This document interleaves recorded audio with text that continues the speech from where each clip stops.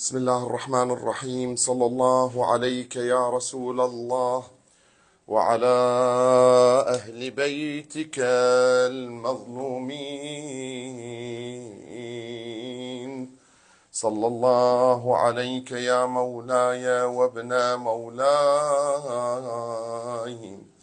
يا أبا عبد الله، يا رحمة الله الواسعة ويا باب نجاة الأمة. ما خاب من تمسك بكم، أمن من لجأ إليكم. يا ليتنا كنا معكم فنفوز فوزا عظيما. صلوا على محمد وآل محمد.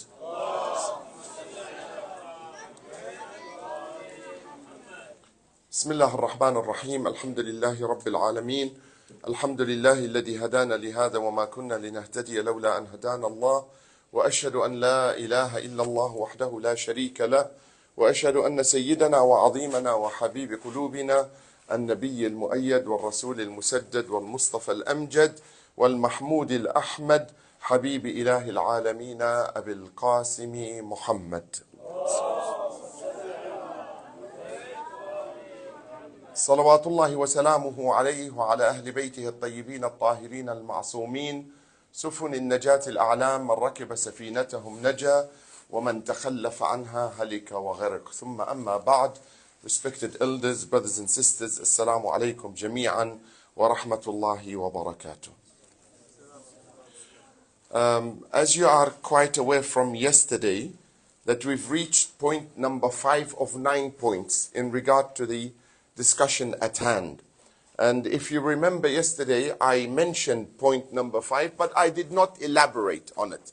And today, inshallah, with your patience, we'll discuss the further few points that we have as we are fast approaching the 10th of Al-Muharram. We are already on the 8th night,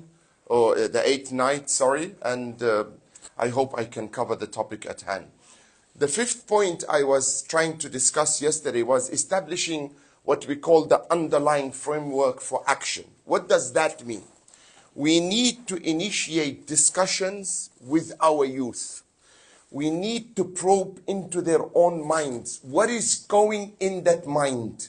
If we don't allow them that space where they can come out and say how they feel, what they want, we can never reach them. We can never access what is going on with their minds. What challenges are they facing? Because sometimes we look at the youth from our own perspectives. We think we know it all. No, we don't know it all, right? We need to access them in order for them to tell us what are the things that are bothering them. And if there is nothing bothering them, which is good, then what are the things they like to discuss? What are the things they like to probe into? What are the things that appeal to them? It doesn't mean that if we allow that space for our youth to talk and discuss, that means we are surrendering every authority to them, in the sense that they are not quite aware to take the responsibility on board. Says who? The question says who? That these youth or these youngsters or these teenagers or these young adults are not ready. So they are ready to go abroad at the age of 18 to study, but they're not ready to discuss a matter of concern to them. That's a paradox, right? That's a paradox. It's not impossible. It's not impossible that we can trust them for 5 years alone abroad to study, and then when it comes to matters of their faith and religion, their identity, we dictate the kind of programs that we have to give them. And then you find out at the end of the day that they are not coming, they are not responding. Why? Because simply, they're not interested in your programs. Your programs means nothing to them because they don't satisfy the quest for what they want to learn about and what interests them the most. Of course, we have to navigate between the things that they want. Not everything can be discussed and not everything can be given I should say. Yes, everything can be discussed, but not everything at the end of the day it can be given. We need to come to a common term with one another in order that we can all be on the same page. We can all be on the same page. So we need to initiate discussion and let them identify priorities, and set their own pilot projects. What does that mean? What is a pilot project? You're all educated.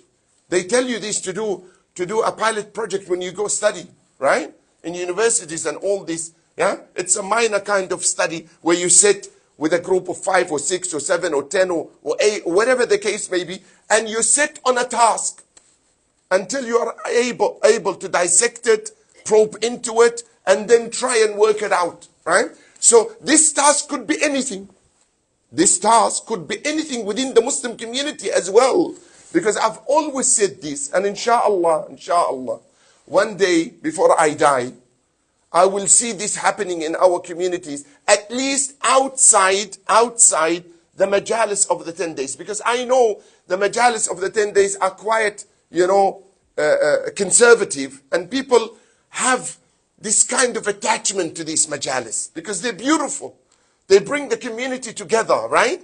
In a very nice atmosphere, healthy atmosphere, an atmosphere of consolidation, an atmosphere of brotherhood, sisterhood, an atmosphere where we all gather together as a community in order to discuss our problems. But after the 10th night of Muharram, what do we do from the 10th of 1446 to the 10th 1447? What are we going to do? We need to set up workshops in between where we can bring these youngsters and discuss issues of concern to them. For example, do we have statistics about rising divorce rates in our community or not? Do we? We do, right? What are we doing about it? What are we doing about it? Nothing, right? Nothing whatsoever. Are we providing programs, for example, for husband and wives or for brides and grooms who are embarking on the question of marriage, right? That they can actually go and access a program in one of the Husayniyat or in one of the mosques, for example, a 2 weeks program about marriage. Somebody is looking at me laughing, saying, what are you talking about, Sheikh? Which planet do you come from? Right? Because we don't. Right? We don't. Yet, the effect of such programs that it can actually decrease the number of divorces in our communities. Because then our young women and men, before they go into marriage, they know what they are going into, what expectations they're going into marriage. This is one thing. The other thing, workshop on gender equality. Do we have any workshops on this? Forget it, zero. We don't even want to talk about the subject, right? As if it doesn't affect us. It does. Do we have problems with other, addictions that we have in our community? Yes, we do. We do. We ran a program about an addiction in Australia. I don't want to take the name from the mimbar, okay? Out of respect to the mimbar, okay? But it is such a prevalent problem that is happening among the youth today, and it has been happening in the community, right? And the reason why it's been happening is because it's not discussed between parents and children, right? So they access these websites, all right? They vent their whatever energy that they have, sexual energy that they have. I think now you get the drift, what I'm talking about, right? And then they feel guilty about the act they've done until a time where they get to a stage that they become guilt-free. Do you know that? They think what they're doing is right. There's nothing wrong with it. They become desensitized. Just like in the media. In the media before, they would never show you a dead body, right or wrong? Never. It was completely banned. They kept showing you things, blood, then after blood, limbs, then after limbs, people being blown up. And now it becomes normal We sit at the TV set and we look and we're not moved, right? We are not moved. They call it desensitization, right? They break that kind of emotion within your heart, within your mind, within your intellect, that you do not respond in a manner that would actually require you to respond in that particular manner. We become numb towards these kind of things that we think it's normal now. It's normal to see people blown apart. It's normal to see building being destructed. It's normal to see youngsters sleeping on the floor without mom and dad. You know, without food, without water, without anything, without hygiene.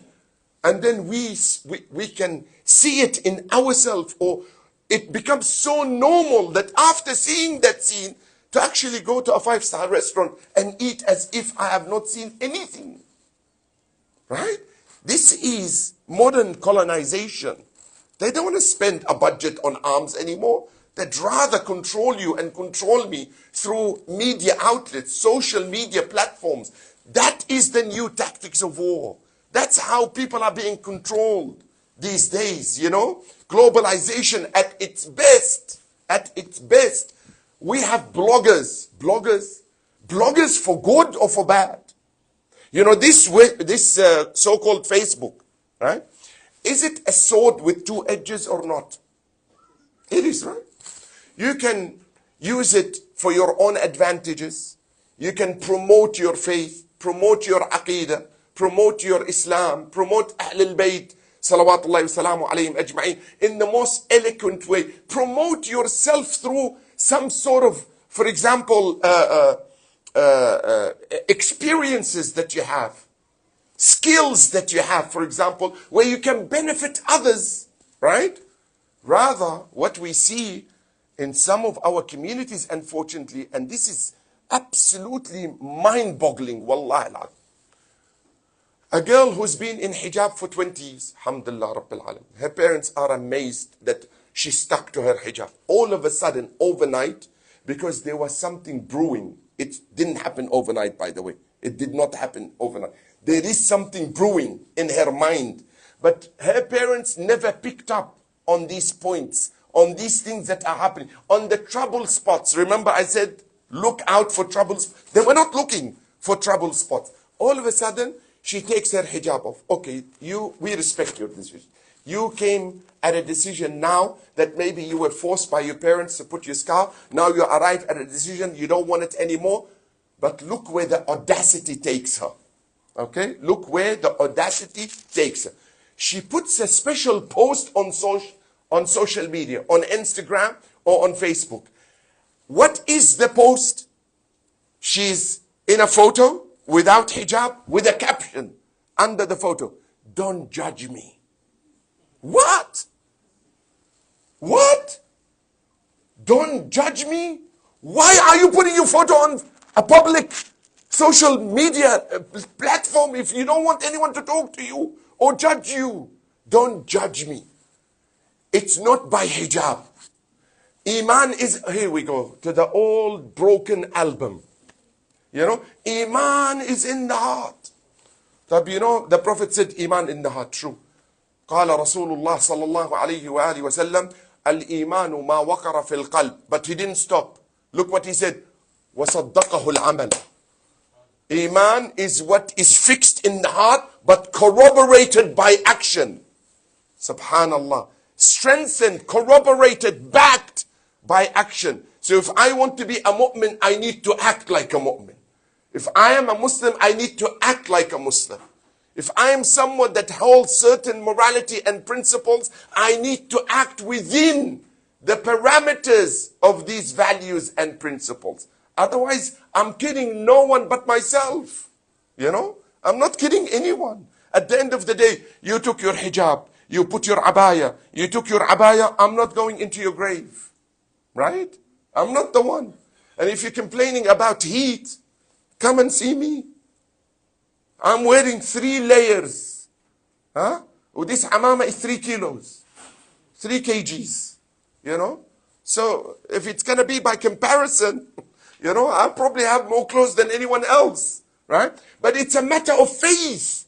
It's how you look at yourself. It's how you want to present yourself, right? It's how you want to present yourself. Sallu ala Muhammad wa ali Muhammad. So let us open up to our youth.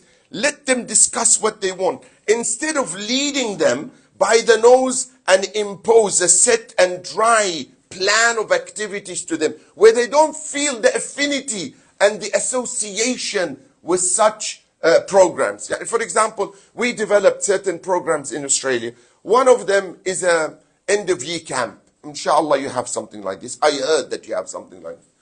You know the competition on these camps, because why? Because it entertains the religious and the mundane. So there are sporting activities for boys and girls, and there are religious activities for boys and girls, right? So they register a year before to attend these camps because places are limited. But they are so much in tune with it. Why? Because we sat with these youth and we asked them, what is it that you want? What makes you happy if you go on a camp that is titled an Islamic camp or an Islamic summer camp? So they brainstorm. Do you know the idea of brainstorming? They do it at the best of hospitals, at the best of companies. They bring the top CEOs and the managers. They sit in a boardroom for about 2 hours or 3, and the CEO says, yeah, okay, today we're going to brainstorm. We're going to get every idea out on the table, right? Isn't that what brainstorming is? And you should see the ideas that come out from these youngsters in terms of their intelligence and awareness of what things need to be done and how they need to be carried out. That gives them a number of things. Number one, it makes them feel proud about their faith. Number two, it gives them self-confidence, right? Number three, it gives them a sense of belonging. Now they know that their identity as Muslims is being catered for and it is being respected. Respected, not rejected, you know. There is a place that they can go to where they feel at home, right?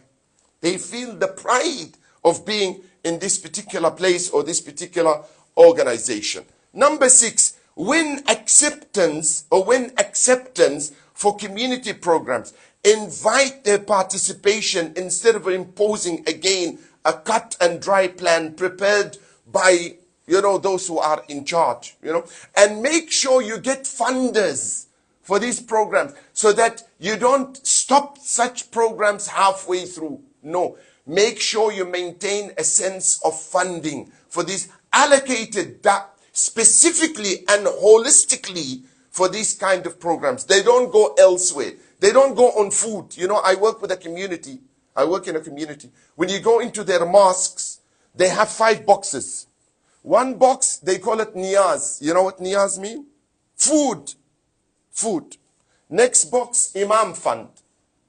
Third box, sadaqat. Fourth box, zakat. Fifth box, maintenance for the mosque. What is the first box that gets filled up? Who knows? The food. Because we will not come to a place to listen to Imam Hussein without food. Ajib. Ajib. Mosque activities, Imam's fund, you know, zakat, sadaqat, the least of our concern. But food? You tell me there is a majlis for Imam. Not only that, not only we made niyaz part and parcel of our programs, not only that, no, we started making sufras. Sufrat al-Imam al-Sadiq, Sufrat al-Imam al-Rida, Sufra for this Imam, Sufra for that Imam. You know, in order to kid ourselves into thinking that this is a brilliant act, it's such a generous act that you need to do it day in, day out, is that we started saying, you know what? Rasulullah recommended that act. How did Rasulullah recommend that act? When Hamza was killed, people of Medina offered food on behalf of the family of Hamza. Why? Because they were busy mourning. Fine, I'm not against the concept. beautiful concept. That concept applies where? It applies when there is a bereaved family that they don't have time to give food for their own family members because they are bereaving for their own relatives. Yes, the neighbors would come. They will bring them something, a dish here and a dish there.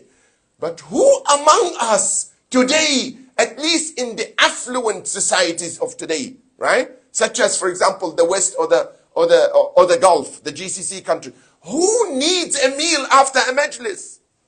Imagine if this money was redirected in activities to support our youth.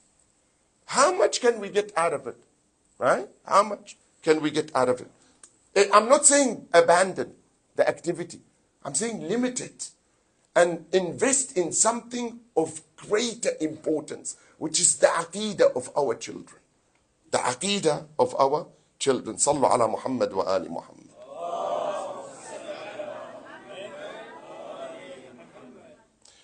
The last point I'm going to speak about today, which is point 7, is that we need to try and use what we call peer educators to gain access into smaller groups otherwise not accessible. What is peer educators? Those who are influencers in society, who are known to be role models. People look up to them, right? But they are part of our community. Right? And people like them. They have an appeal to them. They have what we call a charisma. Right? They have a charisma. So people would want to be in their presence. People would want, for example, to take a selfie with them. Right? Which is not bad. If it is for a good cause. Right? These kind of peer educators that people look up to them and people like to be in their company, regardless whether they are males or females, by the way. Of course, males with males and females with females, right? Or if it is a public forum where there are lady speakers and men speakers on a joint panel, for example, let these people who are peer educators access the smaller groups who often don't come out and speak because they look up to them, they trust them, right? And if you allow these peer educators to become more active within our communities, become more, give them more of a podium, more of an exposure in our communities, even if we have to pay them, to come. Just like, for example, if you have a shop and you know there is a good blogger, like for example, I don't want to promote someone, but this guy, he makes me laugh sometimes because his approach is so adorable. This guy called Wa'il here, he's a Kuwaiti, he does, I don't know, for food. Wa'il his name? Oh, Lu'ay. He does food promotions for certain restaurants in Kuwait. So he has a charisma. This guy get paid. I don't know if this guy in particular gets paid, but I'm telling, and by the way, I'm not getting cut from mentioning his name. Wallah, I don't know the guy. I've never met him in my life, so don't think I'm promoting him from the minbar and I'm getting a cut. I don't want his cut. But you know what? Do I love to meet him? Yeah, I'd love to meet him. I love to meet him and sit and probe into his mind and see how did he approach that particular way that he became so famous, and then, you know what? Turn this into a blogger for religion. A blogger for certain centers, a blogger for Quran, right? A blogger for certain workshops, a blogger of how to entertain our youth to come into this is what we need to invest in. And I always say this in my Arabic programs. There is a statement, I say it always. من يحمل هم الرسالة يبدع في الفكرة. Right? The one who has the concern for his faith, he will become creative in the way he delivers it. But احنا عندنا هم الرسالة. Do we really carry that hum, that concern, that earnest for our faith and religion to promote it, at least among ourselves? Do we have that hum?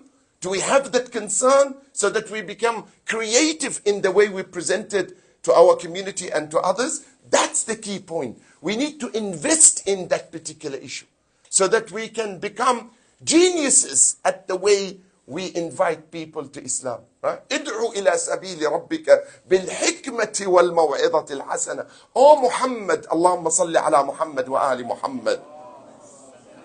Allah subhanahu wa ta'ala says to the Prophet, call to your Lord's way, to your God's way, with what? With wisdom. Wisdom means what? Every act that appeals to a human being from a perspective that this human being finds himself attracted to that particular issue. That's wisdom. That's wisdom. Wisdom is not mixing issues together, even if they belong to the same group. Do you know what that means? I'll tell you what it means. Tomatoes, are they vegetables or fruits? They're fruits, right? Do you put them in a fruit salad? No, because it's not wise. It's not wise, right? But they are from the same group. This is wisdom. To put the right things in the right place. To put the right person in the right position, right? In order that you have an appeal on people to come and learn from you and accept you as a person that can really give them that insight into themselves and into their relationship with their Creator and others, right? Not only with their creators. We have a hadith by the Prophet ﷺ in which he says, Mudaratun nas nisfuddin. To be able to know how to become articulate. You know articulation? How to be articulate in the way you speak amounts to 1/2 religion. So imagine this, imagine. Half is satisfied, half of your religion is completed if you do what? Get married, right? Or the other half gets completed how? If you know how to talk to her. Well, mudaratun nas. Rasulullah, mudaratun nas says nusfuddin. Right? So you marry her, you complete your half of your religion. And she marries you. She also completes half of her religion. Then the other half is completed on communication. So this particular family block, this particular unit, which is the main, most important main point for the survival of the human race is the family unit. Does not get disintegrated and broken, right? How do we keep these families together? Through communication, articulation, and the way we appeal to one another, right? And in the way we and take this as a yardstick that you measure every other relationship with, whether it's your friends, whether it's your parents, whether it's the public, whether it's at work. The minute you know how to become articulate, you would fit in any position you find yourself in, right? Because idfa billati hiya ahsan. Call to your Lord's way with what is best. فَإِذَا الَّذِي بَيْنَكَ وَبَيْنَهُ عَدَاوَةٌ كَأَنَّهُ وَلِيٌّ حَمِيمٌ. Right? You can't. You will win the other party when they find you in the... Look at the mindset. If you want to know how you have concern for your faith and you become creative in the way you present it, look at that brain and mindset of a boy. The riwayat says, لم يبلغ الحلم, in one riwayat, Al-Qasim ibn al-Hasan, salawatullah wa salam alayhi. Al-Qasim ibn al-Hasan, the son of Imam Hassan. Imam Hussein is speaking to his nephew. He says to him, O Qasim, كيف ترى الموت? How do you see death? Ajib, Allah al-Azim. An uncle speaking to his nephew about death. Because we should speak about these issues as well. In as much as we speak about life, which is your existence, death is also what? Is the extension of your existence. Right? Death is the extension for your existence. Because death does not mean the annihilation of life. It means continue, ending one phase, beginning a next phase. That's what death is all about. That's what death is all about. Look at the response that Al-Qasim gives to his uncle. He said, Fika ya amma, in your cause? In your cause? When he says in your cause, what is he saying? We know that Imam Hussein is Islam incarnate, right or wrong? Right or wrong? He's the epitome of Islam. He is the other coin, the other side of the coin, right? He is the Islam personified, right? So if you would ask, Where is Islam at the time of Imam Hussein? How do I see it? You say, look at Imam Hussein. He's Islam incarnate. So Al-Qasim says, in your cause, Wallah ya amma ahla min al-asal. Wallah, dying in your cause for the sake of Allah subhanahu wa ta'ala is sweeter to me than honey. That's why Al-Qasim, when he comes to his uncle on the day of Ashura, and his uncle rejects his request, he pleads with his uncle. The riwayah says, as you will see, he goes down to his feet and he starts kissing the feet of Imam Hussein, asking him to please give him permission to go and fight. Right? And Musibat al-Imam al-Hussein wal-Qasim did not start on the day of Ashura. It started at the death of Imam al-Hasan, salawatullahi wa salamu alayhi.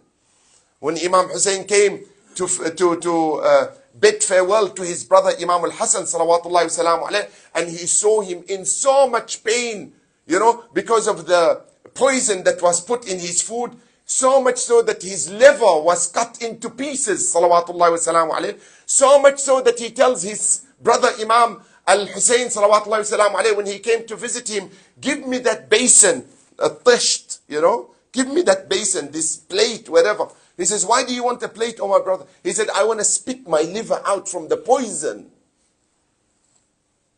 And then Imam began to cry, Imam al-Hussein, salawatullahi wa salamu alayhi, at the plight of his brother.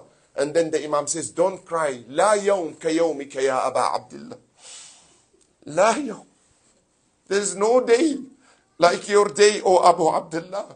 Yazdalifu ilayka 30,000. 30,000 march on you, O Hussein, claiming they are from the nation of Rasulullah. Each and every one of them has only one intention, and that intention is to kill you. 30,000. 30,000, not one or two. And then all of a sudden Zainab comes to also bid her brother farewell. So Imam Hassan says to Imam Hussein, hide. Nahi anni hada tasht. Hide the base, so my sister doesn't see it. Doesn't see her brother spitting out his liver in that basin, Then what was the condition of Sayyidah Zahra at that moment? Knowing that one of her son is going to be buried next to her and one son is away from her. One in Medina and one in Iraq.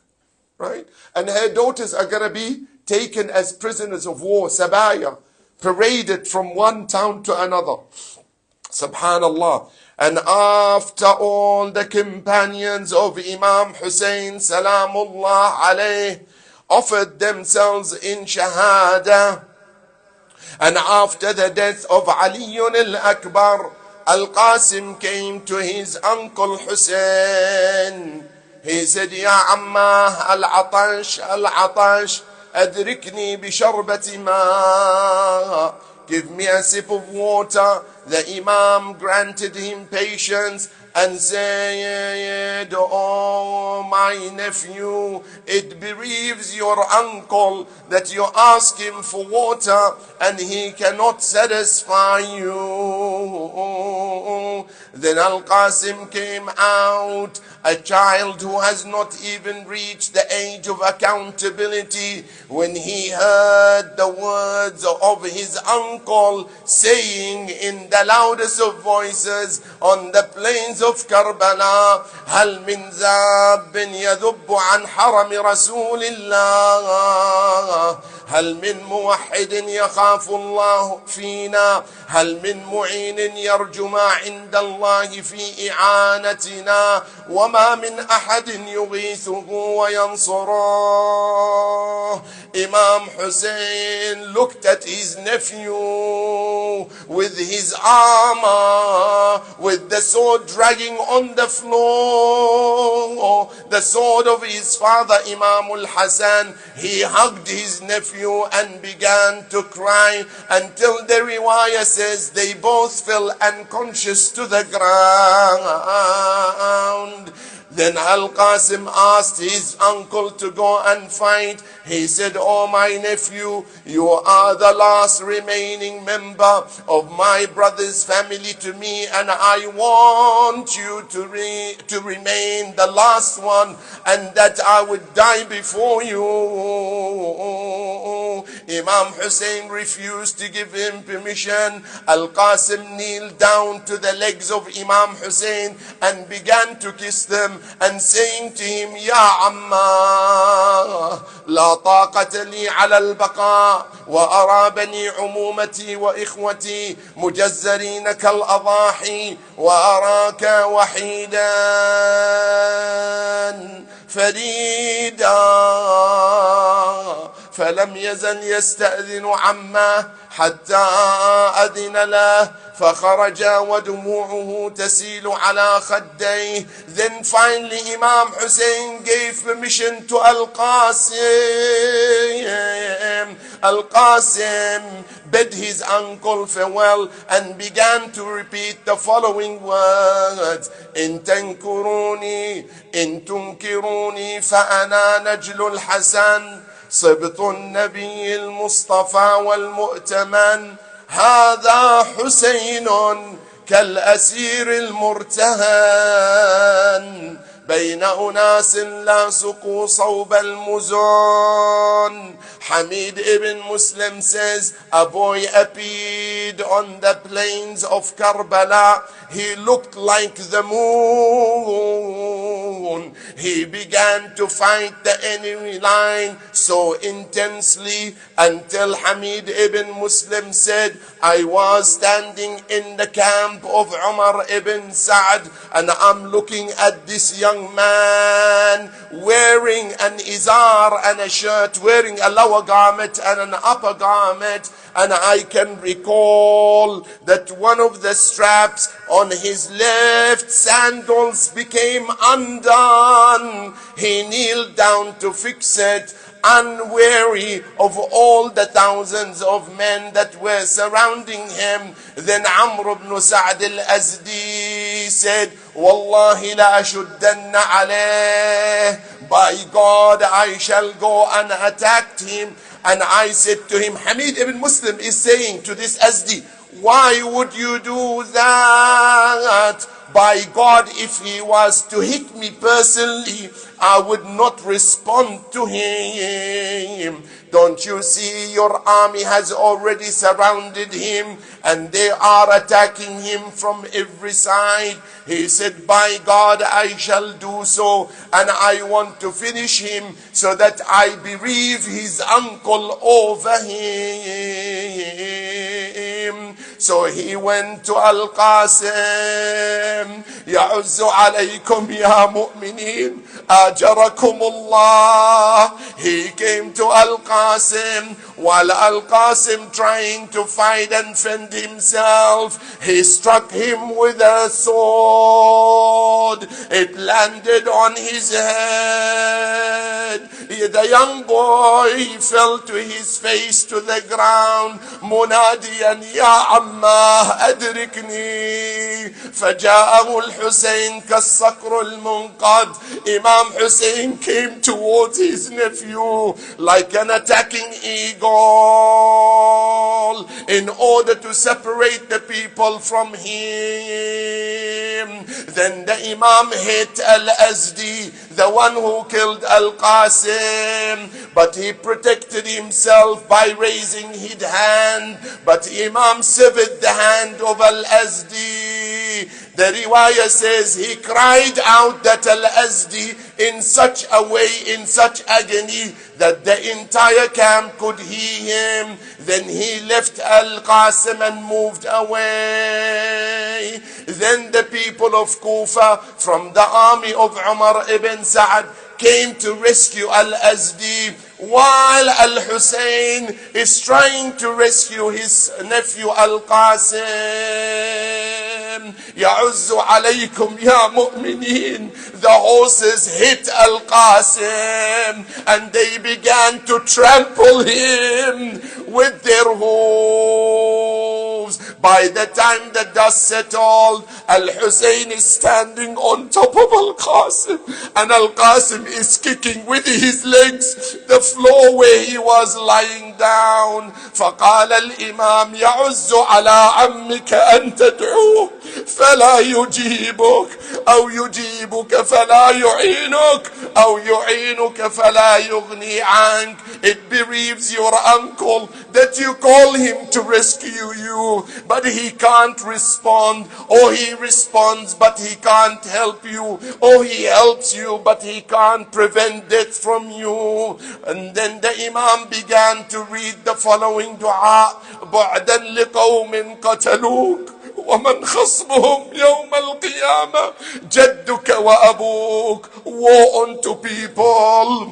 whom on the day of judgment the arbitrator between you and them will be none other than your grandfather Rasulullah and your father Hassan. It is a day, oh my nephew, where the helpers are little. There are no companions. Listen to what Hamid ibn Muslim says. Then I saw Hussein carry Al-Qasim on his chest.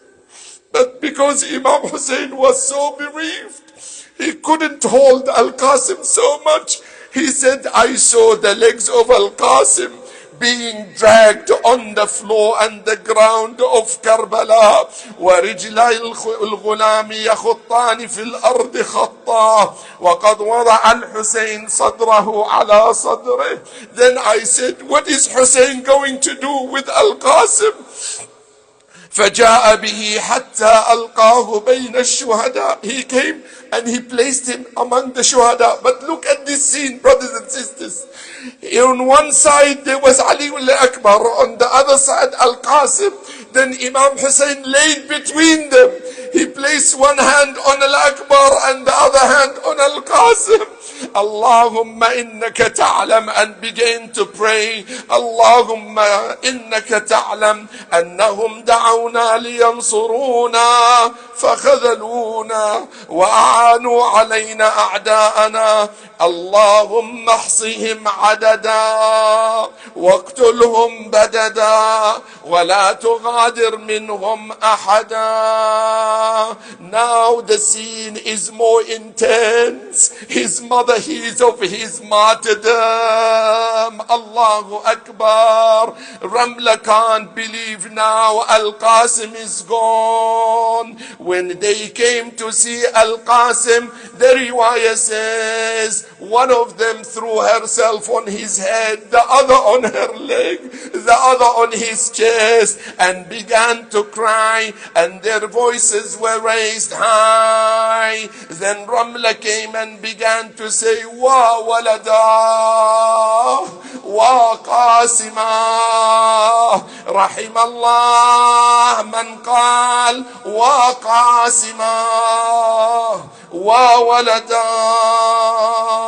Inna lillah wa inna ilayhi raji'un.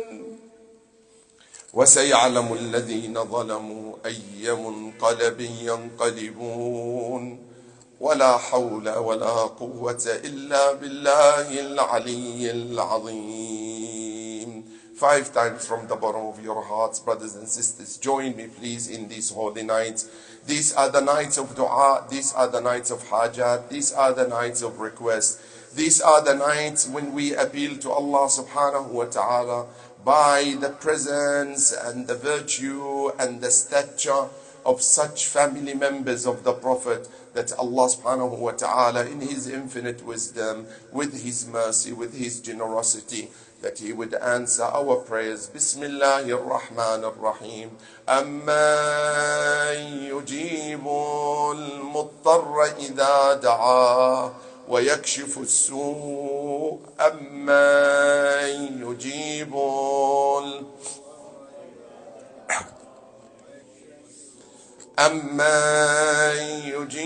المضطر إذا دعاه ويكشف السوء أمن يجيب المضطر إذا. The last one from the bottom of your heart. أَمَّن يُجِيبُ ويكشف السوء بحق محمد وآل محمد وبحرمة الفاتحة مع الصلوات. الله